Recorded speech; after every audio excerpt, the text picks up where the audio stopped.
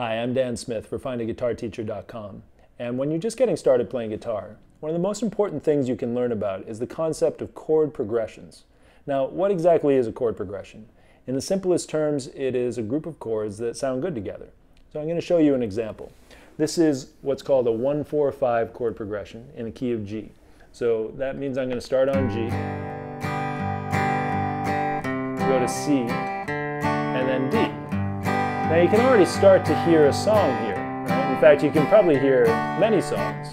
That's because a 1-4-5 chord progression is one of the most common chord progressions. It comes up in pretty much every style of music. Now, in a minute, I'm going to start to change the key of this chord progression. Now, if you don't understand what 1-4-5 is yet, or even what a key is, don't worry about it. All you really need to know is that there's a similarity in the relationship of these chords. So now I'm going to do it in the key of A. See if you can hear the similarities.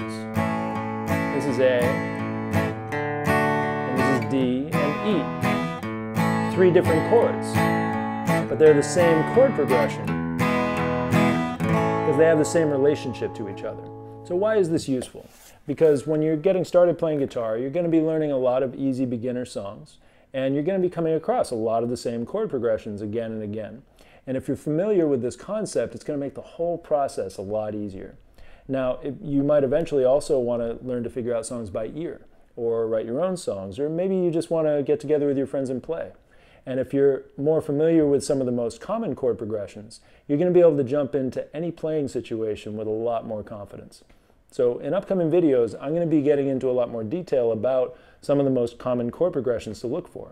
But ultimately, this is just a great example of how playing guitar can be a much more accessible and intuitive and hopefully more enjoyable experience than maybe you might have thought.